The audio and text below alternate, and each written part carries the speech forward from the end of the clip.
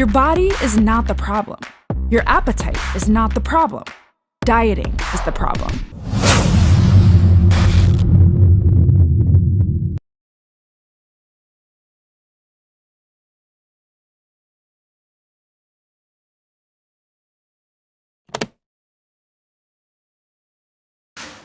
Today, we'll be reviewing the book, the Instagram and other socials, as well as the blog and podcast called The Fuck It Diet. I will not be going throughout the whole damn book, because as you can see from this picture, there is a lot of sections. Some of you are saying, Adam, why is it 25 minutes long? I decided to show my last video in 5 seconds.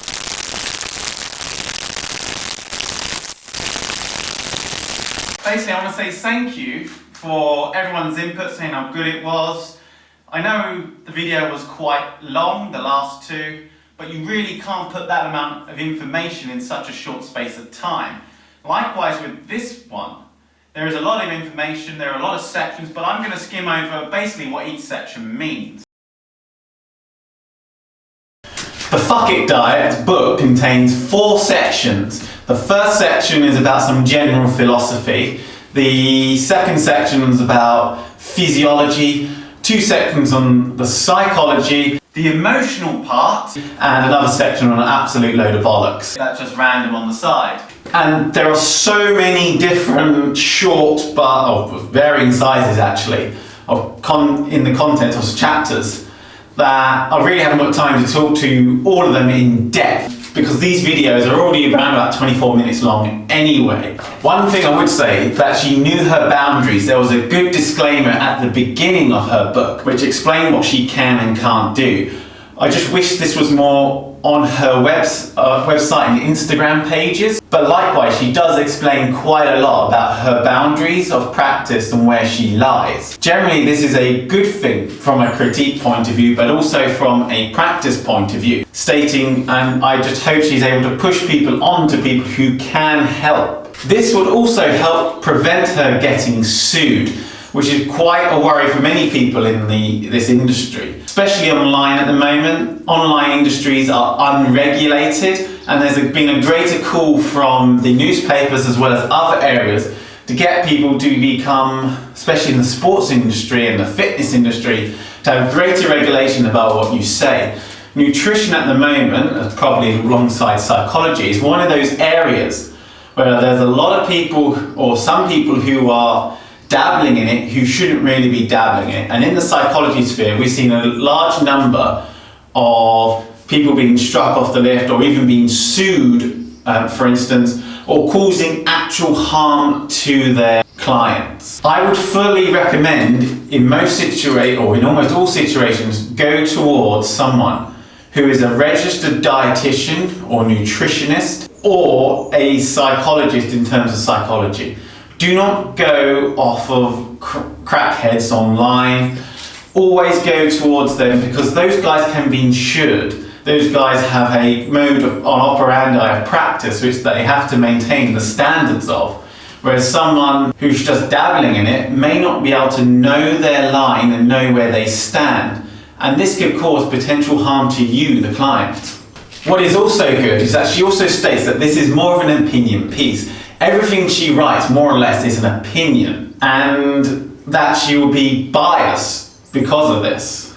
Now, this is also a downside as well, meaning that she will only give you one section of her arguments pretty much, and she's not very nuanced. Even though she says she's nuanced, she is not. She doesn't give a nuanced debate necessarily, and this is what's so damn fucking frustrating about this whole thing. She can give scientific information, and she can do it nuanced and well. She did that well on her argument on paleo on her blog. But it's almost like it's a journalist or a politician trying to argue something. All the scientific evidence is on one part, or just to argue one side of it, rather than giving you the full array of information.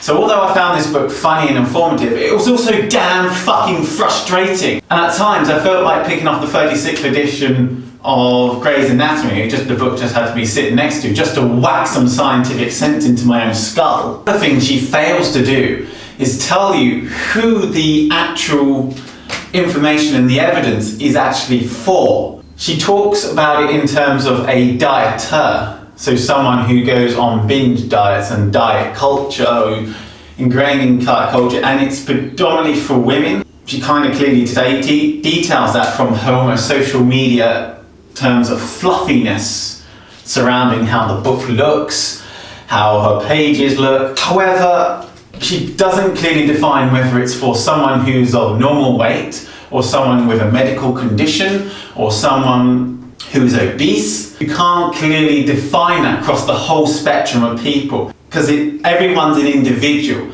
And for some people to utilize intuitive eating, if you're morbidly obese and have problems with food anyway from a binging point of view, intuitive eating does not necessarily work. You greatly underestimate my body's ability to tell me to eat an entire family-sized pizza every day. And Abbey replied saying, it may at first, but once you've stopped the dichotomous thinking, those urges go away. And then somebody else replied to her and said, wow, this is a gross oversimplification. It's clear that you've never really struggled with overeating. It's great that you found something that works for you, i.e. intuitive eating, but it's not necessarily for everyone. And I think that's an incredibly perfect way to describe how a lot of these people that are huge proponents of intuitive eating and anti-diet culture, I really don't think that most of them have truly struggled with being addicted to food. Because if when I was at my heaviest, said, okay, I'm just gonna stop feeling guilty about eating bad food and I'm just gonna do it anyway, and then eventually my body will intuitively tell me to eat less or eat better, it just wouldn't have happened, because I had absolutely no knowledge about what is healthy, what wasn't healthy, what I should be eating, what I shouldn't be eating. And so if I just was like, well, I'll just figure out what my body intuitively tells me to eat, I was eating fast food 3 times a day. That wasn't because I was feeling guilty when I would eat fast food and then eat fast food again. It was because I had absolutely no knowledge about nutrition or anything like that. So she also talked a lot from her own feelings, and I think when writing a book, you should devoid yourself of feelings. Yes, that's going to go to the age-old argument of, well, if it's devoid of feelings, then how's someone supposed to get in a connective level to connect to the book if it's just all scientific facts? So for and against in that respect. But she talks about why she wrote the book in the first place, and it was based upon her blog and how that grew. And she talked about the mirror effect, about how looking at herself in the mirror and not liking what she saw, feeling that there was somehow something wrong with her. And you find that a lot, and that's where body positivity can help, not necessarily how the fat acceptance community view it, but then it depends ultimately on individuals and how they want to view and how they understand body positivity. My understanding is that it's designed for people with no limbs, damaged skin, that kind of thing. So her main points of focus is about talking about self-worth, combine that with weight and body image, and how to improve one's own wellness. And that's basically the key concept about what she's trying to achieve here within this book, through her other mediums of commentary. Yeah, like the all or nothing mentality is not healthy, and you need to really tune into your body's intuition to find out what feels good to you. But I just kind of wanted to flag the kind of Fitspo diet culture language that was going on there, just because I do feel like that could be triggering for some people. And I don't want people to hear that and feel like a little bit of victim blaming, like, oh, if I'm not feeling great or if I'm not at the weight that I want to be, then I'm just not trying hard enough. Safe spaces can be great for those who feel or perceive that they are marginalized, in order to share their own experiences and be able to feel comfortable in doing so. However, alas, it generates echo chambers, and due to the nature of the internet and filter bubbles generating all those views around, you won't necessarily get a multitude of opinions. This is highly problematic and is damaging to that individual personal growth and well-being. This can also stifle freedom of speech and prevent debates from actually happening, as well as improving the arguments on the table. This is the reason why my channel is a safe space for debate and arguments for everyone. And although it is a necessity in the modern era To counteract misinformation, it is also important to remember this should only really be done in certain circumstances. And free speech. Well, yeah, sure, should protect it, but not really sure that's what the issue is here. It's like, by that reasoning, you'd have to invite everyone everywhere to debate about everything, or else they're like freedom of speeches and opinions. Like, that's just ridiculous. And when it comes to cancelling culture and protecting against misinformation, maybe we should look at ourselves first as the problem, not necessarily the other way around. And this is both for the body positivity movement and the fitness movement. And it's talking about the physical part. And now one thing I must say is that she jumps around the whole shop quite a lot, and there's quite a lot of just random ramblings. So you go from one section fixed, jump onto the next section, boom, then back onto the first again. There's no clear distinct order in her writing structure. But the physical part, where, and I'm going to break it down, she talks about the role of weight and the fear of hunger, and she links this into, I don't know how she managed to do it, famine. This is where it all breaks down, really. She argues an argument utilising scientific-based evidence. So this is partly fact. However, that scientific evidence was not designedly based for her arguments. They're completely different contexts. Utilising scientific information, it's got to be relevant and it's got to be in context, otherwise it won't make sense. As the age-old saying goes, science devoid of fact is not science at all. Brad Schoenfield goes on to this further by saying made-up science is basically pseudoscience and is not scientific evidence. Her arguments are invalid in that response. You cannot use the science of someone starving for someone who's morbidly obese, or maybe in the Western world, if you're not starving, if you're not anorexic, which is a completely different mindset. You can't utilise this. Well, yeah, okay, maybe so if you're anorexic, I suppose. But if you want to get great quality information about how to struggling to survive anorexia, I recommend the YouTube channel by Rebecca Quaylen, who is actually giving information about the problem to a government select committee. She's also planning to write a book based upon her own experiences of surviving anorexia nervosa. So if you want quality information based upon actual emotional feelings and fact, then I recommend going to her, not necessarily reading this book. Beyond that first section, she talks about the noble role of weight. You're not a car and a fear of hunger as the first section. And this is basically talking about how weight and diet culture, and this annoys me. She lumps in sport and the fitness industry as diet culture. We are not diet culture. And I have personally a love-hate relationship with Weight Watchers. For me, the information they tell you, like 0-point foods, don't make sense. A lot of people are reaching caloric balance at a higher end of caloric scale, meaning they maintain weight or even gain weight. What they teach you, these cultures, is a fad, so to speak, and then once you fall off the fad whilst the novelty wears off, then the motivation runs out. And this is a negative in that response, that respects. However, to say it doesn't work is also factually inaccurate. It can work for some people. So for instance, I had 2 clients who were on Weight Watchers, and it is working for them. I've had people come over to me and say, don't worry about my nutrition, I'm on Slim Fast or whatever, and you just slam your head against your face, and it's like, that's not nutrition, because they're not teaching you how to eat healthily, necessarily. They're just teaching you how, you must low carb, low fat. Well no, it's got to be individual to the actual person. Have you taken in their diet in itself? Have you taken in the number of calories that they're taking in? Have you taken in the fact, the number of protein they're taking in?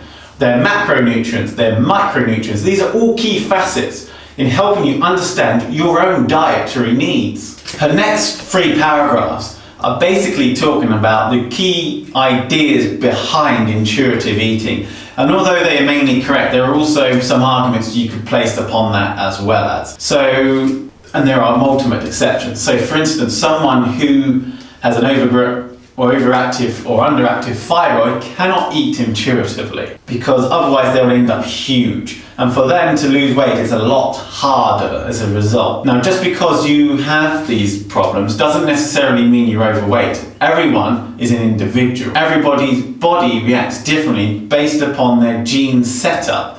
So just because one gene is on, it can potentially rely on another set of genes for it to manipulate itself to work or not work. The one thing I found surprising about this part, she promotes emotional eating. Everyone emotionally eats, or everyone has an emotional connection. Summer, sun, ice cream, birthdays, cake, Christmas, every fucking food under the sun. Yes, everyone does it as per se, but someone who's eating because they are bored, eating because they are emotional, are not necessarily meeting their hunger cues. However, you could argue they are meeting their hunger cues. What I would say is, as long as you meet your caloric balance, depending on what your goals are, that should be the main point of focus. The next section is basically talking about how did we get this way? And although she does state that if you had less food, you would be thinner. People in the past were skinnier because of whatever reason, and I hate using that word skinny. Why did I say it? She does not believe in caloric balance. So how do you think people have got obese then? How do you think some people struggle to put weight on? Next 2 chapters talk about how food should not be off limits. No food should be off limits.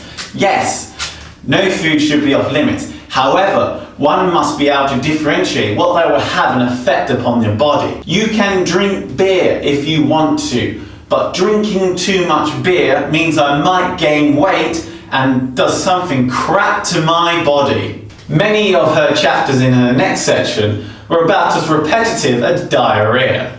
She talks about how every food is very much the same. That is not the case. Morally, every food is equivalent to one another. However, if I was to eat food that has been man-made, being pumped full of E numbers and other chemical crap, then the quality of that food is very much diminished. The nutritional quality of that food is diminished, and as a result, what you get potentially is a calorically high food, nutritionally sparse. Now, does that not give satisfaction to some people? Yes, it does. I just imagine eating a Big Mac will be fine for some people in a very rare circumstance. You don't eat it all the time.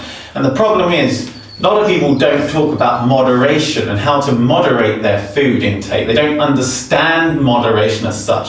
Eating a Mars bar a day is not moderation. And this is a key point we should really rephrase it to. Not moderation, but as dosage. What is the dosage for you to eat certain foods? And if we can teach that from a young age and understand it, people will be able to make more intuitive decisions. Now, I must phrase that although I am not an intuitive eater, I don't really care what eating protocol you utilize, providing it's the one that best works for your own body. One thing I do find scary is that she says to openly ignore her doctor's advice if they're not perceived as body positive. That is highly problematic. Yes, I can understand you wanting to take a secondary opinion. Doctors have based upon medicine, so they're more likely to prescribe medicine as a result. Sometimes, say for instance in depression, or in my circumstances, in my own depression, maybe not going on to serotonin retake inhibitors, I'd probably been better off doing yoga or meditation. That probably would have been better for me. Prescribing something to everybody is generally not necessarily the best case. However, there's more advanced training than you about medical and health issues. Yes, they're not a fitness expert. They're not going to prescribe you their training program, but you have to listen to them. You just can't ignore it just because you feel that his advice or her advice hurts your feelings. Diabetes doesn't care about feelings. Heart attacks don't care about feelings. They kill anyway. And telling people to openly ignore their doctor is morally wrong. However, I'd say getting an open opinion based upon multiple different issues and understanding them fully is also a very good thing to do. What I find quite weird about her physiological section of her book is that although she deplores diet culture, she's very much pro-exercise. Why that is, I don't know. She doesn't like it for the mental benefits, so why add it into her book? I'm unclear about that. Maybe someone could help me with that by commenting below why. it talks about what is diet culture. And now I don't necessarily agree with everything she states about diet culture. For instance, I do fitness and sport. She refers to that as diet culture. But for me, I don't support diets. I don't represent that culture. I'm not representing the culture of restriction, which is evolved around things like Weight Watchers and that. Yes, I do have 2 clients who utilise Weight Watchers and successfully help them on their journey. However, for me, it does not work. They're fads. And to lumber me into that, someone who's preaching healthy lifestyles in with this diet culture is inaccurate from my own perspective. And although she doesn't refer to exercise as being bad, she refers to exercise being bad in terms of losing weight.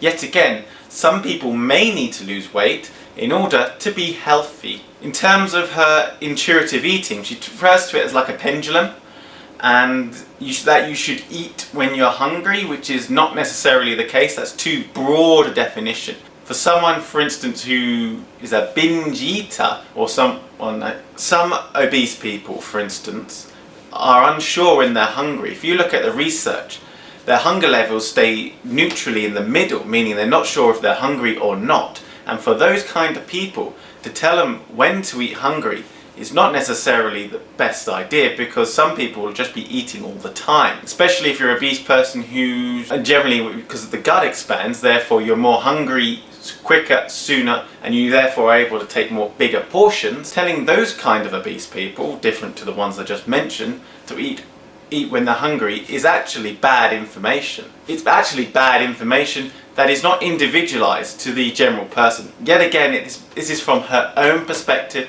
and her own life experiences. Now, the mental and emotional part of this book focused upon the psychological aspects involving her, if you like, her eating style. This is where she is rather contradictory in her response. Talks about emotional eating and actually promotes it. Yet again, further on in the book, she denounces it. She believes that you should eat when you're emotional to get emotionally connected to that food.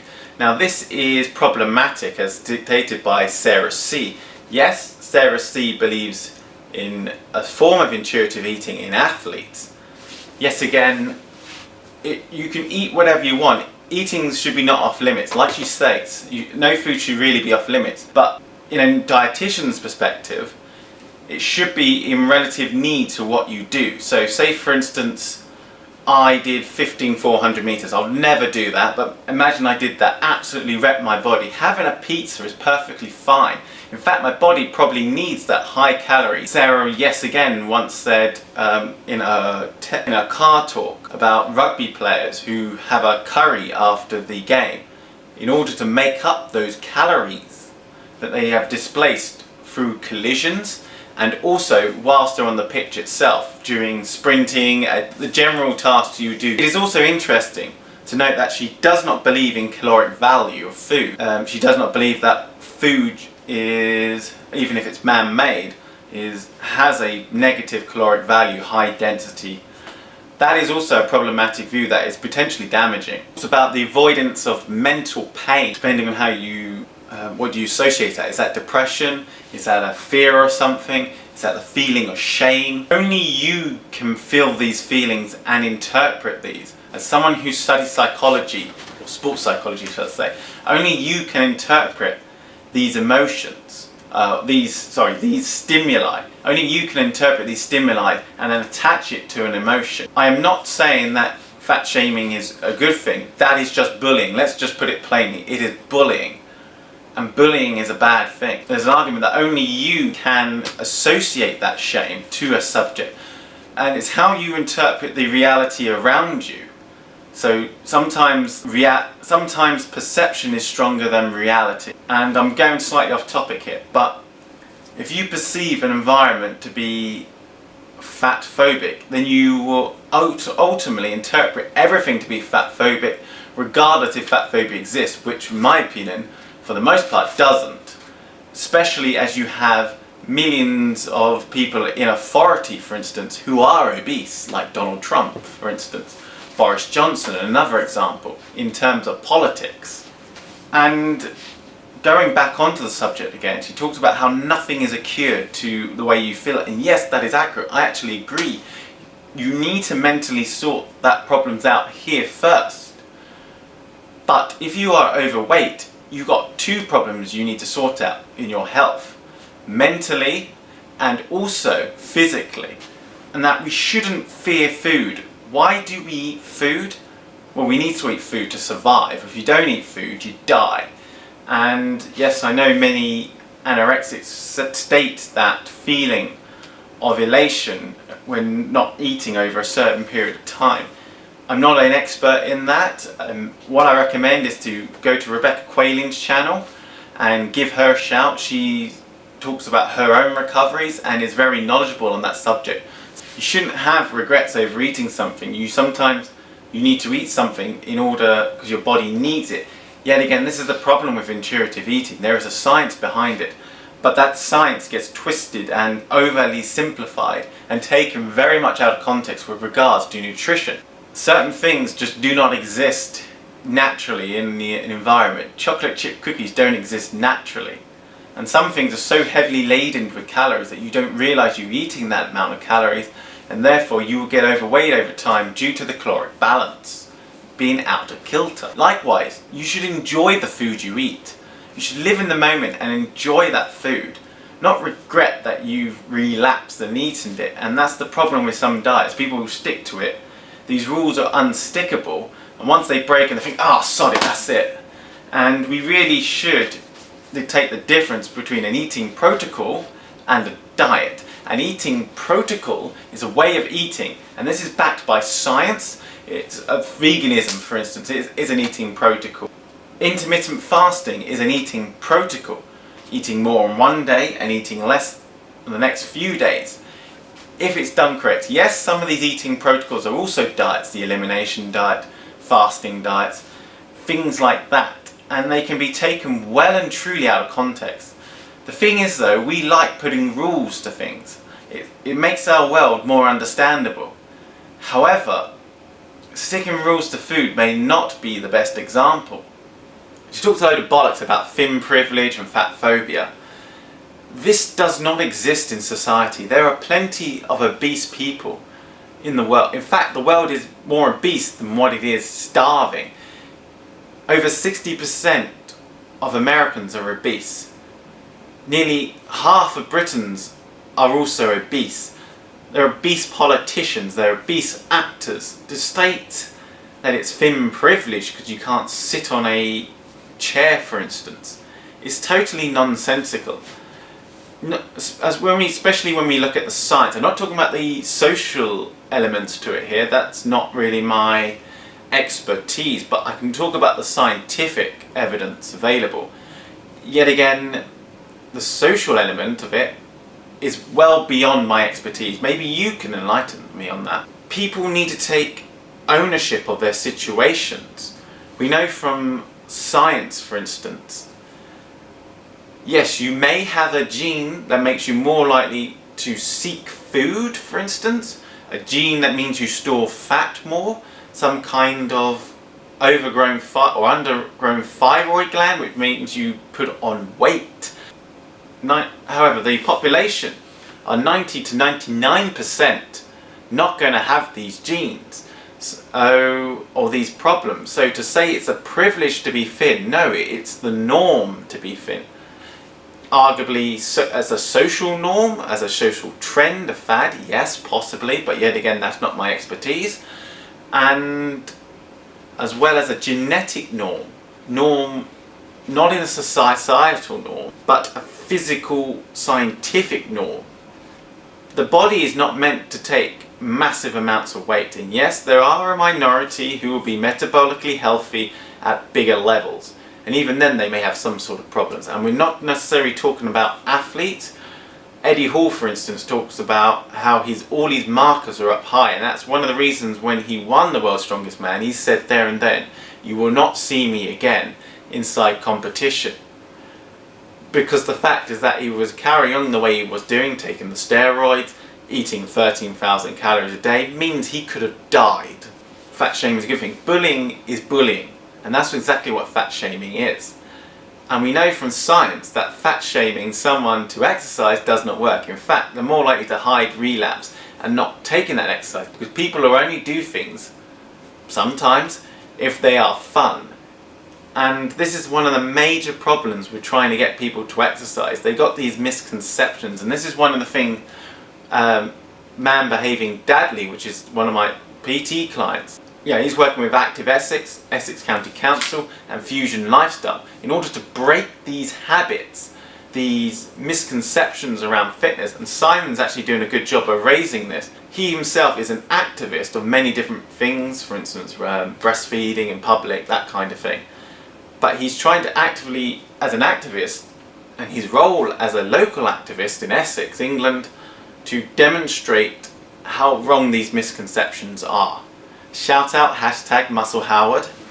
She talks about how there's a privilege spectrum from those who are lighter and those who are fatter, and in fat acceptance, their understanding is that the fatter you are, the less privileged you are in society. What, less privileged in being able to walk, in health reasons as well as the societal reasons, which is problematic and may not actually exist. You can see the scale here. Because you're obese, the chances are you're eating probably too much food, you're buying too much food. Maybe you're eating poor quality food that's high in calories. Now, calories aren't necessarily the enemy, but they link back to our caloric deficit, caloric surplus. Food companies are more likely to benefit from advertising this to you, and that's the capitalist element to the argument. She links capitalism in terms of diet culture, and yes, there is a market out there advertising to people, get slimmer, get that summer body, don't necessarily have to do the work for it, don't do exercise, be lazy, and you should achieve your goals. And for most people that don't work. Yes, dieting can work. If you're restricting your calories, you're going to stick yourself into a caloric deficit, and that should reach your goals depending on individual differences. But it's not necessarily a healthy way of achieving it for quite a lot of people. I'm not going to say the majority, but quite a lot of people. And she basically tells people not to trust these sources of information, but then at the same time she tells people not to trust anything related to that source of information. For instance, people like me. Now, her social media, in terms of her Instagram, her blogs, her Twitter, it's all very different, and they meet a criteria. They are, in terms of the look's great, the marketing's great, they're funny. I love the hashtag learn to love yourself. Yes, an older generation would have a negative opinion upon that message because it's associated with tyranny and self-affirmations. Hark at you and you big ideas. But in our modern generation, where lots of people, we're understanding depression a lot better, that message is relevant. It's good, funny, they're relatable visuals, clean looking, definitely aimed towards the target audience, mainly being women. And I'm not trying to stereotype women here when I say talking about the branding of it, but it appeals to a certain kind of woman. And this is where a lot of people go, no, it doesn't, stop being a misogynist. That's me slapping my own face. But yeah, definitely aimed towards millennials, people of my generation. The Twitter, however, is not related to the subject matter and is just generally more general. This is probably problematic. This is probably a negative, but only a minor negative. The one thing I have to say in her Insta is, why does she leave so many letters to explain things? Maybe that's a style, maybe it's a way of doing it, but to me it just looks unprofessional. It's like those South American football commentators who just shout "go" for like 13,000 seconds. Her Instagram holds value. There is little to no science in her Instagram blurb posts. And they're often too simplistic if they are. The pictures and slogans are catchy and are like soundbite news digest. They are soundbite news, digest. Quite often these are devoid of actually any fact. They're just out there stating stuff, and you shouldn't do that. That, in my marking criteria, that marks you down quite massively. It's not like she's a stranger to utilising scientific fact. And this is so annoying. This is like in her blog and parts of her podcast. I remember her talking about keto and having the information, and it was so nuanced, it was really great. And then she comes up with one-sided shit as well at the same time. Yes, I understand not everyone can be on point 100% of the time, you do make mistakes. But this is such a fundamental error when communicating information over a social media medium. That can be confusing in the long term. And in the end, quite a lot of it just argues her one point like a journalist. Oh, she is a journalist, that makes sense then. Now, it can be argued that being obese is a privilege. We have so much food, we waste more food than we will use. We waste more food than we will ever eat. And farms, from a capitalist point of view, are constantly trying to find ways of producing more food for the amount of land they actually own. Having more cows, more crops. And for a society where we can just go out and buy food whenever we feel, want or need it, is a privilege. Many places in the world do not have this. We are living in a more urban environment, in which case we're surrounded by food. That is just a perspective, a societal view on it. It's not necessarily my view, it's just a view I'm putting out there to give balance to the arguments I've just stated. So in synopsis, the book is incredibly hilarious, but at most times is absolutely bloody frustrating.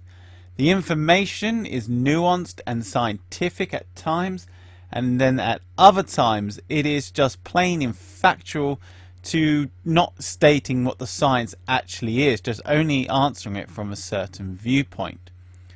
Her voice on her podcast is highly soothing and very enjoyable, very listenable to watch. Yet again, I would also argue that her information at times is a little weary and misleading. The artwork used is highly appropriate and appeases to that body positivity idea and generic stereotypes of people within that field, if that is not too problematic or cheesy for me to say. All in all, I give the Fuck It Diet a score of 69.71.